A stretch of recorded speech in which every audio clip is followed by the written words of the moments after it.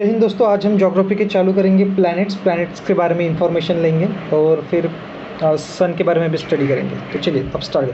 So मराठीमध्ये आता आपल्या लँग्वेजवर. सो आहे सनच्या नंतर हे 4 प्लॅनेट आपले: मर्क्युरी, व्हेनस, अर्थ, मार्स.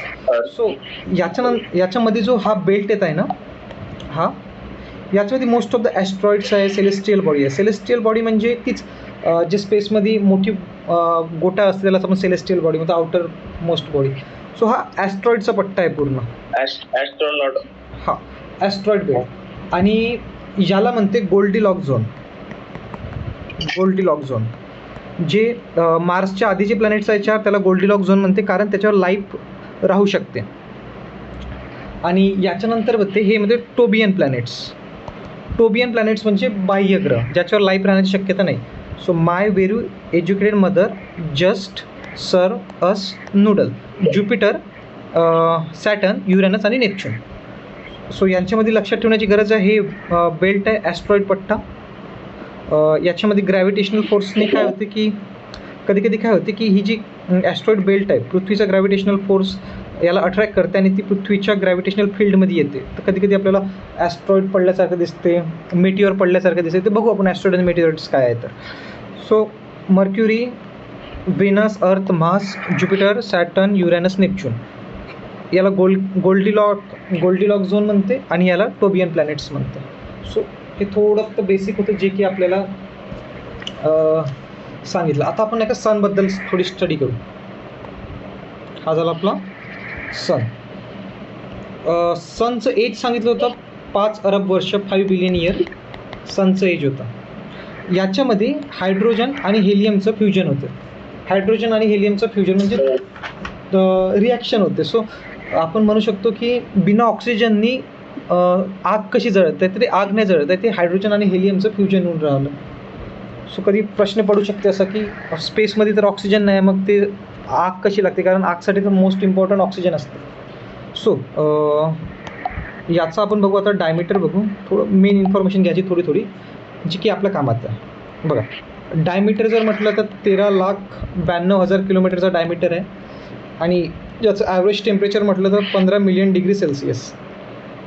थंडीच्या मोसममध्ये सूर्यावर फिरून याचं चांगलं गरम होऊन जातं. हां, आणि हा जो सन, आपली पृथ्वी कशी घुमते, पूर्वेकडून पश्चिमेकडून पूर्वेकडे आपली पृथ्वी घुमते, बट हा उलटा घुमते. हा असा घुमते. हा पूर्वेकडून पश्चिमेकडे घुमते. पूर्वेकडून पश्चिमे म्हणजे समजले का तुम्ही? ईस्ट टू वेस्ट घुमते वाला सूर्य. पृथ्वी वेस्ट टू ईस्ट घुमते, हा उलट घुमते. अँटी क्लॉकवाईज सन घुमते अँटी क्लॉकवाईज. हे काय मी तुम्हाला शॉर्ट नोट्सच देऊन राहिलो. हे जर तुम्ही लक्षात तरी ठेवले ना, तुम्हाला टेन्शन नाही. 1 कॉस्मिक इयर बोललो होतो आपण. 25 करोड वर्ष म्हणजे 1 कॉस्मिक इयर. आणि याची स्पीड आहे 250 किलोमीटर पर सेकंडच्या स्पीडनं हा घुमते. सो बघा, आता सूर्याच्या आपण पार्ट्समध्ये जाऊ. पहिले आपण इंटरनल पार्ट सूर्याचं स्टडी करू आणि त्याच्यानंतर मग आपण आउटर पार्टमध्ये जाऊ. हा आपण पिझ्झा कट करू सूर्याचा. We take pizza. आता ह्या पिझ्झामध्ये बघा 3 पार्ट आहे, 3 लेअर आहे.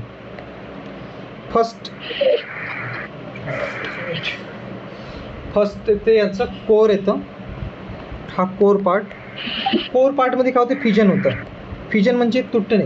हायड्रोजनचं हेलियममध्ये फ्युजन होतं. आणि याचा जो हायेस्ट टेम्परेचर आहे तो 15 million degree Celsius highest temperature मानलं जाते. आणि याची स्टेज आहे प्लाझ्मा स्टेज. समजते तुम्हाला? सॉलिड म्हणजे कडक, लिक्विड म्हणजे नरम, सॉलिड गॅस म्हणजे पातळ. आता जे सॉलिड आणि लिक्विडचं जे कॉम्बिनेशन असते ना, जसं शेंबूड म्हणतो आपण. शेंबूड आपला प्लाझ्मा आहे. तो कसा जेली म्हणतो ना आपण. जेलीसुद्धा एक प्लाझ्मा स्टेज आहे. सो ते सॉलिड पण नाही आणि लिक्विड पण नाही. सो ती एक प्लाझ्मा स्टेज झाली. कोरमध्ये आपल्याला काय शिकायचं होतं. कोरचं टेम्परेचर आहे 15 मिलियन डिग्री सेल्सिअस. याच्यामध्ये फ्युजन होते हायड्रोजनचं हेलियममध्ये. याची स्टेज आहे सूर्य कोणता प्लाझ्मा स्टेजमध्ये आहे. सो त्यानंतर जे दुसरी येते ना, जो झोन येतो ना, तो आहे radiative zone. So radiative zone म्हणजे काय असते, इथून रेज निघते. गॅमा रेज, एक्सरे रेज आणि फोटॉन्स. गॅमा, एक्सरे आणि photon is just a small particles of light. Packets म्हणू शकतो फोटॉन. जे की पडलं तर आपल्याला उजेड दिसते, आपल्याला काय म्हणते रिफ्लेक्शन मारत आपल्याला दिसून पडते, तो झाले फोटॉन. Gamma, alpha. गॅमा आणि कोणते एक्सरेज निघते कुठून, रेडिएटिव्ह झोनमधून. त्याच्यानंतर जो थर्ड येते ना तो ते कन्व्हेक्टिव्ह झोन. कन्व्हेक्टिव्ह झोनले संवहन मंडल सुद्धा म्हणतो. याच्यामध्ये आपल्याला एक सूर्यावर एक काळा डाग दिसते, तो आहे सोलर स्पॉट. त्याची सायकल असते सोलर स्पॉटची सायकल. याचं टेम्परेचर मिनिमम 1500 डिग्री सेल्सिअस असं काहीतरी टेम्परेचर आहे या सोलर स्पॉटचं. आणि याच्यामध्ये सेल असते हायड्रोजनचे सेल कशात आहे बघा, हे असे सेल्स आहे, सूर्याच्या वर सेल आहे हायड्रोजनचे सेल. याचं temperature 6000 degree Celsius hydrogen cells. समजलं तुम्हाला हे थोडं? मेन तुम्हाला मस्त असं मी बेसिक करून सांगून राहिलो की हळूहळू तुम्हाला समजून जाईल. H2चे सेल आहे कोणत्या झोनमध्ये, कन्व्हेक्टिव्ह झोनमध्ये H2चे हायड्रोजनचे सेल होते. आता बघा काय होतं की हे नंतर सांगतो. त्याच्यानंतर हा झाला सनचा आपण 3 पार्ट शिकलो, कोर, रेडिएटिव्ह झोन आणि कन्व्हेक्टिव्ह झोन. कोरमध्ये 15 मिलियन डिग्री सेल्सिअस होता, वरचा टेम्परेचर थोडा कमीच होता, ते आपण स्टडीमुळे माहीत पडून राहिलं. त्यानंतर रेडिएटिव्ह झोनमध्ये रेडिएशन येऊन राहिली कोणती, एक्सरेज, गॅमा रेज आणि फोटॉन्स. त्यानंतर सर्वात वरचा पार्ट बघितला तो होता रेडिएटिव्ह झोन. कन्व्हेक्टिव्ह झोनला संवहन मंडल म्हणतात. सोलर स्पॉट दिसतो सूर्यावर, आपण डाग म्हणतो आपल्याला दिसते. एक मिनिट, सोलरचा डाग पाहायचा का तुम्हाला? तुम भी क्या याद रखोगे भाई, आ जाओ तुमको दिखाता मैं. कुठं आहे रे, दिसतच नाही, तुम्हाला दाखवतो तो. एक मिनिट, इथंच तर आहे. आपण जंप मारू कुठे, सनवर जंप मारू.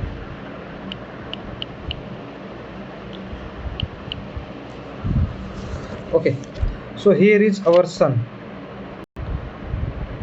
दिसतंय सन, दिसतंय का? हो दिसतंय. हा, सो हा आपला सन झाला. ही जे प्लॅनेट झाले mercury, Venus, Mars, mercury, Venus, अर्थ, मार्स. त्याच्यानंतर हा जो मधातला बेल्ट दिसत आहे ना, याच्यामध्ये ॲस्ट्रॉइड बेल्ट आहे, पूर्ण ॲस्ट्रॉइड्स आहे. त्यानंतर ज्युपिटर, सॅटर्न, युरेनस, नेपच्यून. आता यांचे जर ऑर्बिट म्हणा तर इथे तर सर्क्युलर ऑर्बिट दाखवलं आहे, पण ऑर्बिट सर्क्युलर नाही, इलेप्टिकल ऑर्बिट आहे. हे बघ, आता झूम केलं तर जाईल. आता सनवर बघू आपण. हा बघ, हा जो सनचा डाग आहे ना, हा डाग आहे सनचा, हा डाग म्हणतो आपण सनचा. तर हे सोलर स्पॉट्स आहे, सोलर स्पॉट्स. याचं टेम्परेचर कमी आहे बघा. ज्याचं टेम्परेचर कमी असेल तो डार्क दिसेल आणि ज्याचं टेम्परेचर जास्त असेल तो जास्त चमकीला दिसेल. सो याचं टेम्परेचर कमी पडते ह्या डागांचं, त्यामुळे सोलर स्पॉट्स येते. सो आपण सनचे लेयर्स बघितले. ही जी वरची लेअर आहे ती आहे कन्व्हेक्टिव्ह झोन. त्याच्या अंदरची जी लेअर आहे ती आहे रेडिएटिव्ह झोन आणि त्याच्या अंदरची आहे कोअरचा टेम्परेचर सर्वात जास्त होता. ओके, सो वापस येऊ आपण आपल्या विषयावर. सो ही झालं आपण सनची इंटरनल बघितली. आता थोडं सनचं एक्सटर्नल टेम्परेचर बघू. एक्सटर्नलमध्ये काय माहिती पडतं. तर सनचे पण एक्सटर्नलचे पण एका 3 पार्ट आहे. आता हे 1, हे फर्स्ट, हे सेकंड आणि हे येते थर्ड. इथून सर्वात जास्त काय म्हणते रेडिएशन फेकते सन. सो सनचे 3 पार्ट कोणते, फोटोस्पियर, क्रोमोस्पियर आणि कोरोना. हा झाला कोरोना, हा झाला फोटोस्पियर आणि हा झाला क्रोमोस्पियर. हा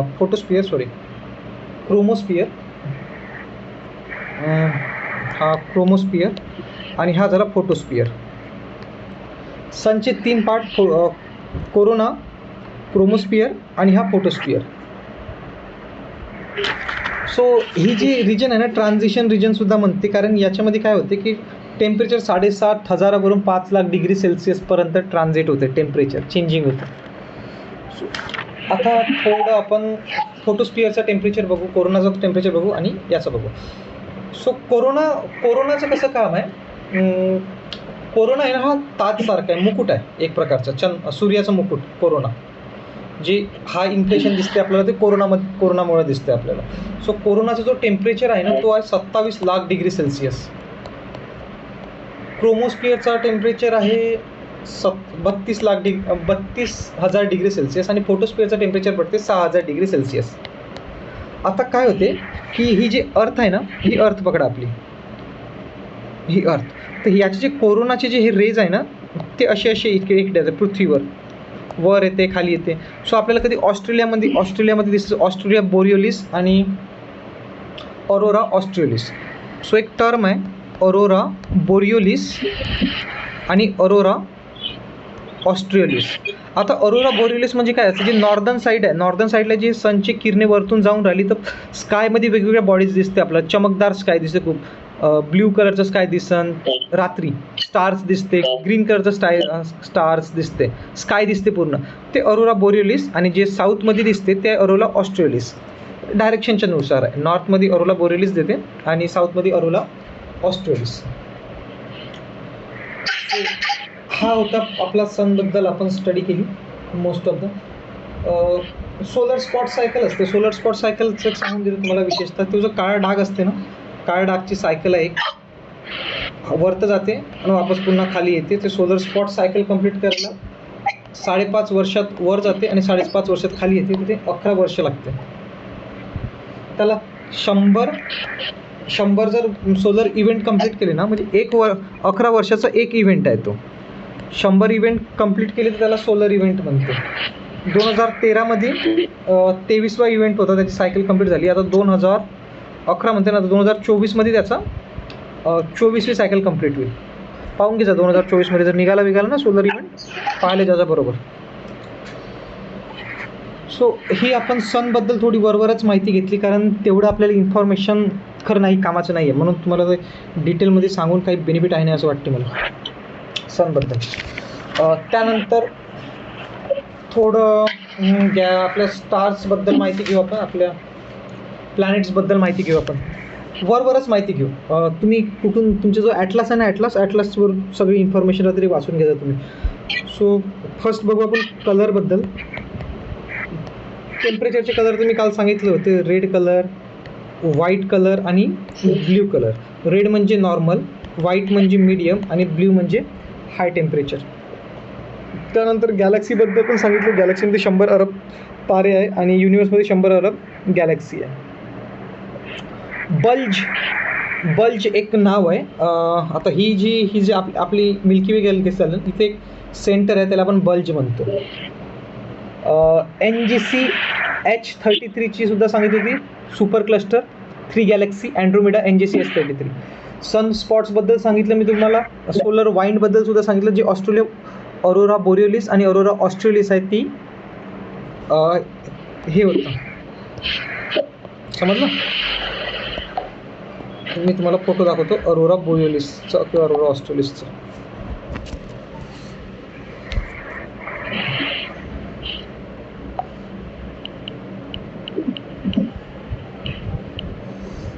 हा बघा,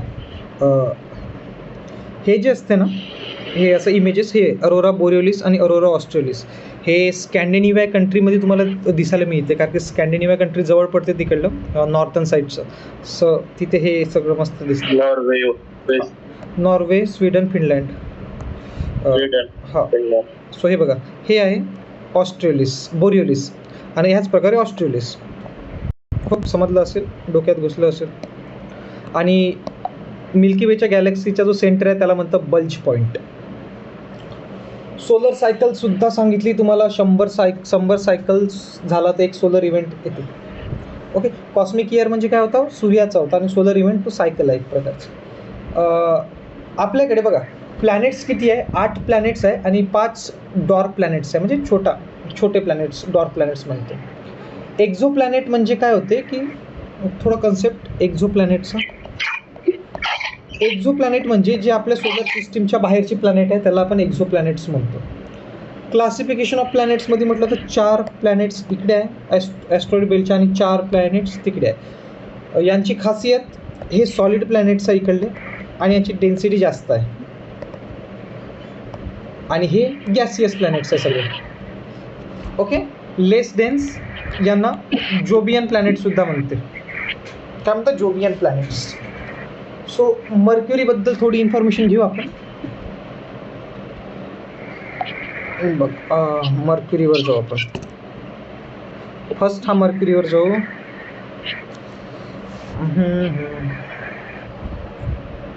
एक मिनिट. हे घेतलं तर मे बी तुम्हाला म्हणजे चांगल्यानं समजेल म्हणून मी हे घेतलंय.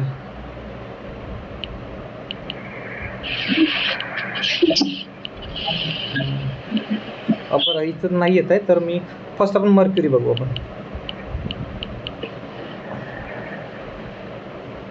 3D मध्ये जाऊ. मर्क्युरी प्लॅनेट हा आहे आपला मर्क्युरी प्लॅनेट. बघा चंद्रासारखाच दिसते. पूर्ण दिसतंय तुम्हाला? क्लिअर दिसतंय? हॅलो, हा दिसतंय. क्लिअर दिसतंय ना? हा मर्क्युरी प्लॅनेटचं बघा पूर्ण सॉलिड प्लॅनेट आहे. चंद्रासारखंच दिसते. याला रोटेशन करायला 59 डेज लागते आणि सनच्या भोवती रिव्हॉल्युशन करायला 88 डेज लागतं. सनच्या भोवती हा बिचारा रिव्हॉल्व करते आणि 88 डेज लागते याला. बघा चमकून पहा कसं चमकते तो, कारण की सूर्याच्या जवळ आहे. सो याच्यापाशी सॅटेलाईट काहीच नाही आणि याच्यामध्ये ॲटमॉस्फिअर काहीच नाही. बघा तुम्हाला ॲटमॉस्फिअर पण काहीच नसेल दिसत आणि सॅटेलाईट पण नाही दिसतं याच्यापाशी काहीच. सो हा मर्क्युरी. याला सूर्याभोवती घुमायला किती दिवस लागते? 88 दिवस लागते आणि रोटेशनला 59 दिवस लागते मर्क्युरीला. त्यानंतर आपण जाऊ व्हेनसवर.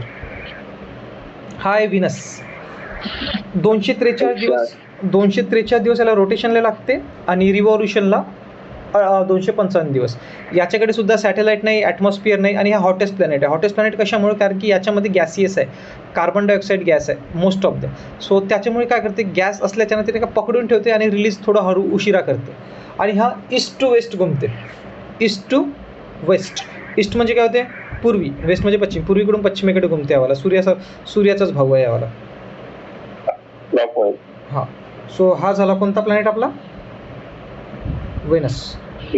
आता व्हेनसच्या नंतर अर्थबद्दल सांगायची गरज नाही. 24 तासात चक्कर मारते. जसे 24 तास झाले तुमचा नवीन दिवस चालू होते. नवीन दिवसाला तुम्ही अभ्यासाला भेटता तरी तुम्ही अभ्यास करत नाही. दर 24 तासात प्रत्येकाकडे 84,600 सेकंड मिळते तरी माणूस वापरत नाही. 5th लार्जेस्ट प्लॅनेट आहे आणि लिक्विड वॉटर ऑन सरफेस म्हणजे पाणी नावाची गोष्ट आहे. पाणी जर तुम्हाला माहीत असेल तर ती पृथ्वीवरच भेटते असं म्हणण्यात येते. चलो.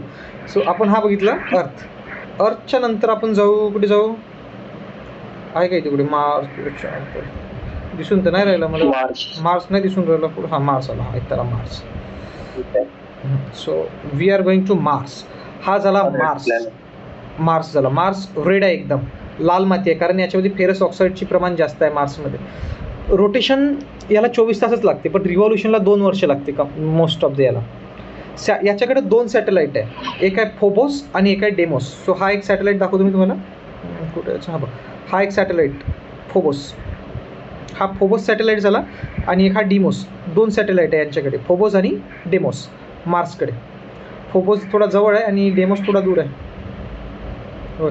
मार्सवर जर काही पाहायचं असेल तर सांगा, मार्सवर दाखवू शकतो आपण. हे बघ फुल मार्स. वॉल्कॅनोज झाले. हा झाला पूर्ण मार्स. मार्सच्या नंतर जाऊ आपण ज्युपिटरवर. बघा हा ज्युपिटर आहे. रोटेशनला फक्त 10 तास लागते आणि रिव्हॉल्युशनला 12 वर्ष लागते याला. आणि याच्याकडे 80 सॅटेलाईट आहे. 80 सॅटेलाईट दिसत असेल तुम्हाला. बघा खूप सॅटेलाईट आहे ज्युपिटरकडे. आणि याचे मेन सॅटेलाईट जर म्हटलं तर गॅनेमाइड याचं मेन सॅटेलाईट आहे. गॅनेमाइड कुठे दिसतं का? गॅनेमाइड हे बघा. हा गॅनेमाइड मेन सॅटेलाईट. सर्वात मोठा सॅटेलाईट आहे हा गॅनेमाइड. हा गॅनेमाइड सर्वात मोठा सॅटेलाईट. त्यानंतर जाऊ आपण सॅटर्नवर. 80 सॅटेलाईट आहे याच्याकडे पण 80 सॅटेलाईटलाच मान्यता आहे. त्याच्यानंतर सॅटर्न बघू. सॅटर्न कुठे दिसतंय का? हा सॅटर्न इकडे गेला. आता सॅटर्न बघा. शनी रिंग्स दिसत असेल तुम्हाला. बघा शनी रिंग, शनिदेवच्या रिंग्स. सॅटर्नमध्ये रिंग्स आहे खूप साऱ्या. ओके. आणि सॅटर्नचा एक फेमस हे आहे सॅटेलाईट, तो आहे टायटन. Where is Titan? हा याचाच फेमस हा टायटन. इकडल्या लेफ्ट कॉर्नरला टायटन मून आहे. कोणाचं? सॅटर्नचा. याच्यामध्ये 62 सॅटेलाईट आहे पण 21 सॅटेलाईटलाच मान्यता आहे. सॅटर्नमध्ये 7 छल्ले आहे याचे.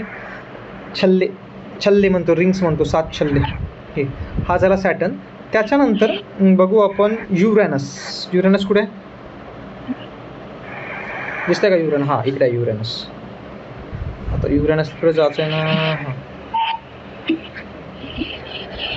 आपण जर युरेनसकडे बघ, युरेनस ब्ल्यू प्लॅनेट आहे युरेनस. 17 घंटे याला घुमायला लागते आणि 84 वर्षामध्ये हा रिव्होल्यूशन मारते. याच्याकडे 27 सॅटेलाईट आहे. याच्यामध्ये पण रिंग आहे. याच्यामध्ये 13 रिंग्स आहेत सॅटर्नमध्ये, युरेनसमध्ये. आणि मोस्ट ऑफ द हा जो बनला आहे ना, तो मिथेन आणि अमोनियाचं कंपोजिशन आहे. म्हणजे जर तुम्ही जर इथं माचीसची काडी लावली तर जळायला पाहिजे, पण ऑक्सिजन नसल्याच्यानं जळत नाही. हां. सो हा झाला बघा. बघा याच्याकडे किती छल्ले आहेत? 13 छल्ले आहे. 13 रिंग्स आहे याच्याकडे युरेनसकडे. आणि त्यानंतर येते नेपच्यून. आता नेपच्यून बघूया का आपण. नेपच्यूनबद्दल शिकायला काहीच नाही. 16 तास लागते नेपच्यूनला घुमायला आणि 165 वर्षात तो कंप्लीट करते आपला चक्कर. होप तुम्हाला प्लॅनेट समजले असेल सगळे, कारण तेवढं येत नाही आपल्याला प्लॅनेट्सबद्दल. ते बच्चा सवालमध्ये येईल. मग ग्रुप सी ग्रुप डीमध्ये विचारेल. ते तर तुम्ही देऊन नाही राहिले, तुम्ही मोठे माणसं. हां, सो आता एक बघू आपण, प्लुटो बघू. प्लुटोबद्दल स्टडी सांगायला छोटा आकारचा हा होता. प्लॅनेट्समध्ये एक सिस्टीम असते की त्यांनी दुसऱ्या प्लॅनेटचा ऑर्बिट नाही कापला पाहिजे आणि सूर्याभोवती घुमला पाहिजे. हा दुसऱ्या प्लॅनेटचा ऑर्बिट कापत होता प्लुटो, म्हणून याला हकलण्यात आलं. याचा एक बौना ग्रह आहे, डॉर प्लॅनेट म्हणजे छोटा ग्रह. याचं नाव होतं 134340. 134340 नाव होतं, कोड नेम. आता त्याचं कोड नेम झालं ना, त्याला संपला तो. हे झालं आपला सायरस. हा झाला सायरस, सर्वात चमकीला तारा म्हणतो आपण. हा आहे सायरस आहे बघ. हा सायरस सर्वात चमकीला तारा. बघा किती दूर आहे तो. झूम करूनच राहिलो तरी तो येऊन नाही राहिला. खूप दूर आहे, जाऊ द्या त्याला. सायरस झाला तो. हा सायरस पहा, चमकून राहिला ना खूप सायरस. हा सायरस सर्वात चमकीला तारा. हा 7 स्टार. हां, काय दाखवू? सप्तऋषी पाहिजे तुम्हाला? सप्तऋषी दाखवू. सप्तऋषीला काय म्हणतं? Ursa Major. 7 स्टार नाही, उर्सा मेजर म्हणतो ना आपण त्याला. हे बघा, हा आहे उर्सा मेजर.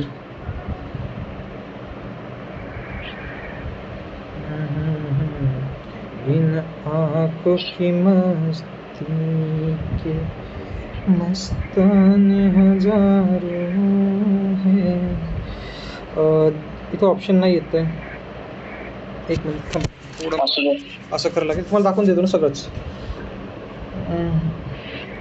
कॉन्स्टलेशनसुद्धा असतं, सगळंच आहे इथं. तुम्हाला दाखवतो नाईट मोड. हा बुक कॉन्स्टलेशन बघा आपण. ओके, सो लेबल पण दिलं. उर्सा मेजर, उर्सा मायनर, काहीतरी चालू असेल. लँडस्केप बंद करू. हा झाला उर्सा मेजर.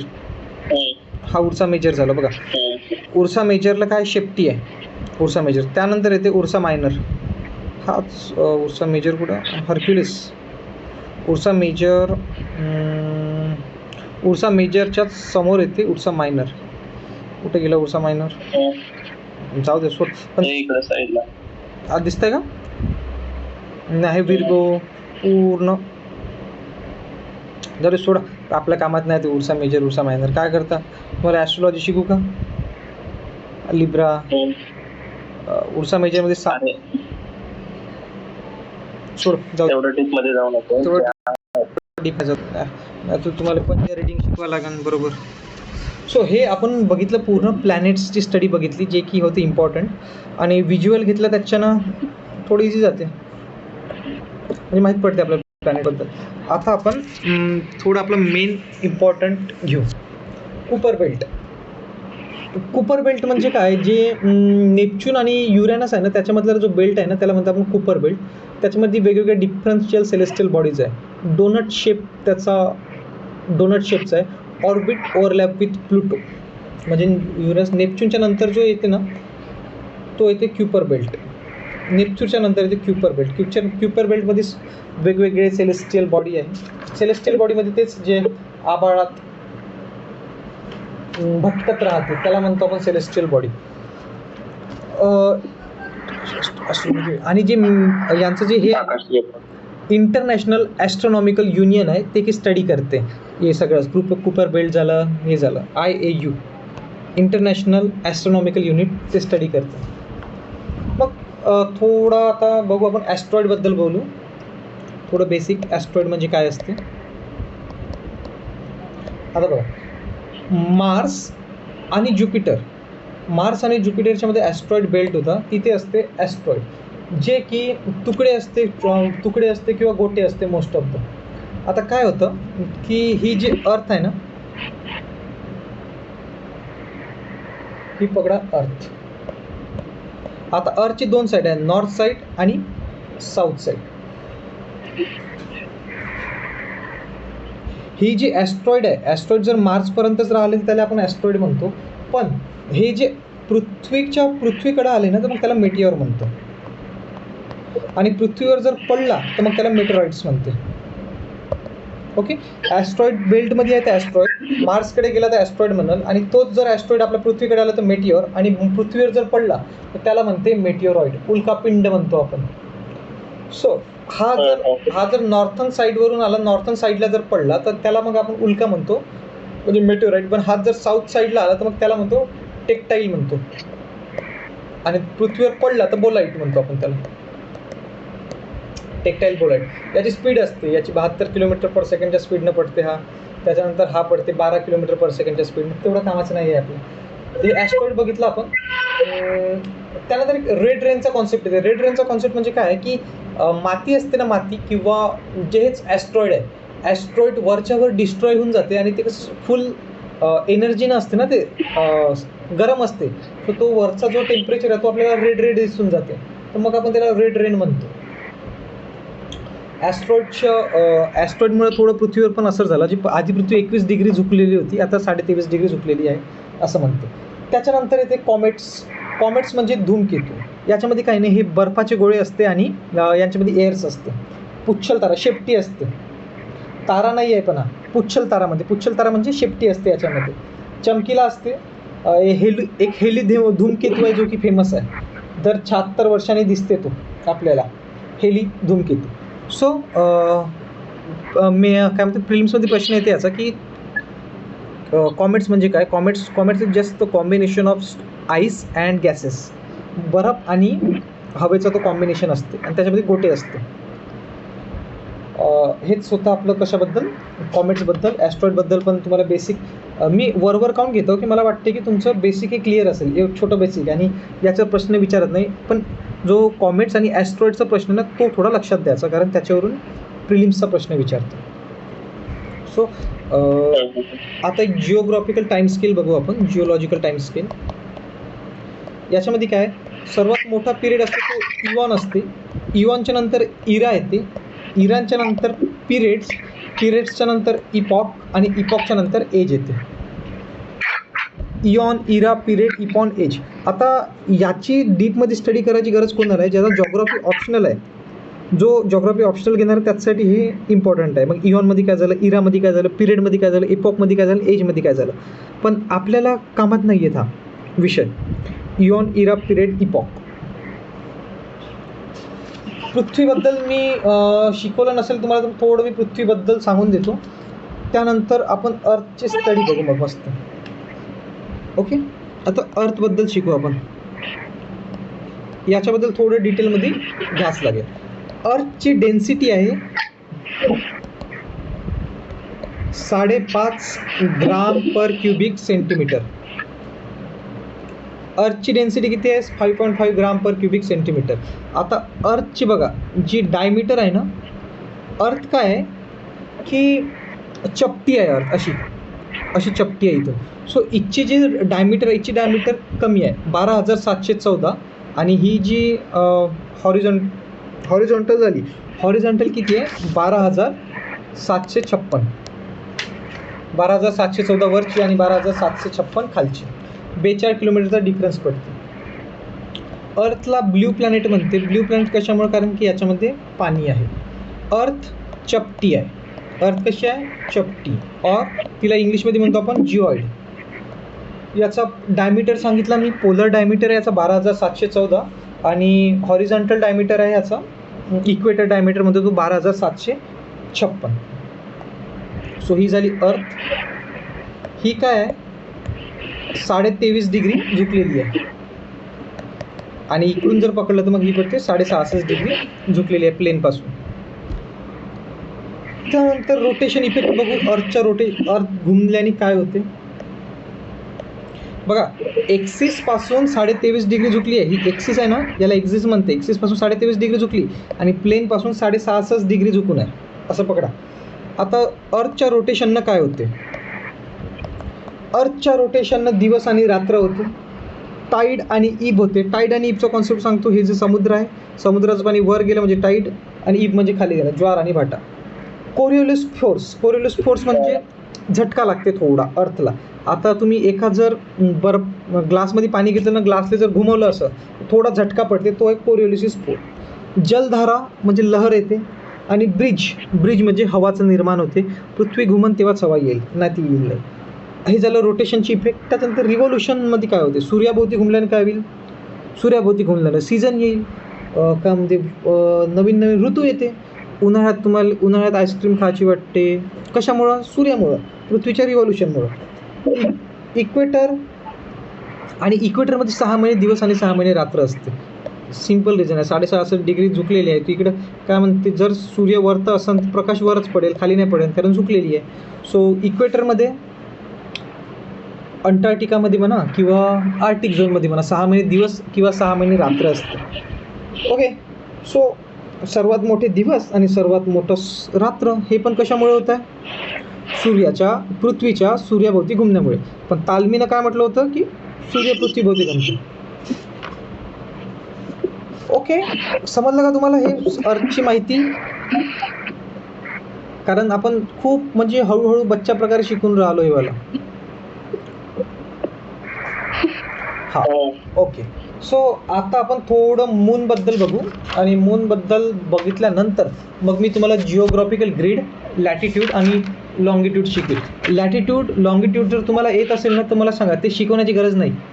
सुटला तो टॉपिक तर चांगला होऊन जातो. तुम्हाला येत असेल तर. येतं का लॅटिट्यूड लॉंगिट्यूड? लॅटी म्हणजे लेटलेला, लॉंगी म्हणजे लंबा. लॅटिट्यूड लॉंगिट्यूड येते तुम्हाला?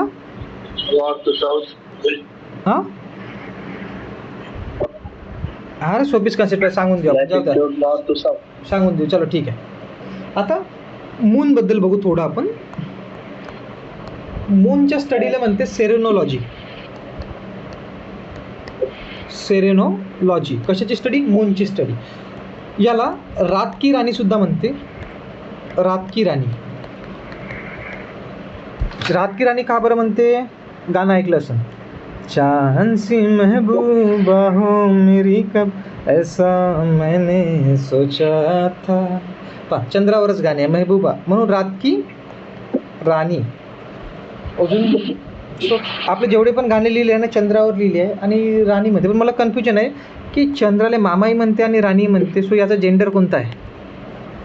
होप सो तो आपले इंटरनॅशनल ॲस्ट्रॉनॉमिकल युनियन आहे ते रिसर्च करण आणि आपल्याला मेसेज करा. अजून गाणं आहे का कोणता चंद्रावर फेमस? नाही. सो चंद्र आपल्यापासून 3,84,000 किलोमीटर दूर आहे. आता एक गाणं निघालं होतं, चल चले तुम्हें तारो के शहर में. 3,84,000 किलोमीटर घेऊन जाणार आहे का रे बाबा तेवढ्या दूर? काही. सो 1.3 सेकंड याला जो सूर्याचा प्रकाश आहे, लाईट चंद्रापर्यंत झाले 1.3 सेकंड लागते. पृथ्वीपासून काय म्हणते चंद्रापर्यंत झाले, और चंद्रापासून पृथ्वीपर्यंत आले. समजलं का? हां, लाईटचा कॉन्सेप्ट. आता आपण जाऊ चंद्र. हा झाला चंद्र. आता पृथ्वी कशी आहे? हा जो नाही हा हे आहे पृथ्वी. आणि जो चंद्र आहे तो इलिप्टिकल फिरते. तो बघा 2 पोझिशन राहील, एक तर जवळ राहील आणि एक तर दूर राहील. 2 पोझिशन आली. सो जी जवळची पोझिशन आहे ना त्याला म्हणते पेरिग्वे आणि जी दूर आहे त्याला म्हणते ॲपिग्वे. काय म्हणतं? पेरिग्वे, ॲपिग्वे. उपभू किंवा अपभू. जवळ असेल तर पेरिग्वे, दूर जात असेल तर ॲपिग्वे. पासा पेरिग्वे. हे काय आहे? ए वरून आता ते लक्षात ठेवजा. पास म्हणलं तर पेरिग्वे थोडा हा शब्द चांगला राहते. आता आपण फेसेस ऑफ मून बघू. हे एकदम बच्चा कॉन्सेप्ट आहे, स्पेस. आता ही झाली अर्थ. ओके.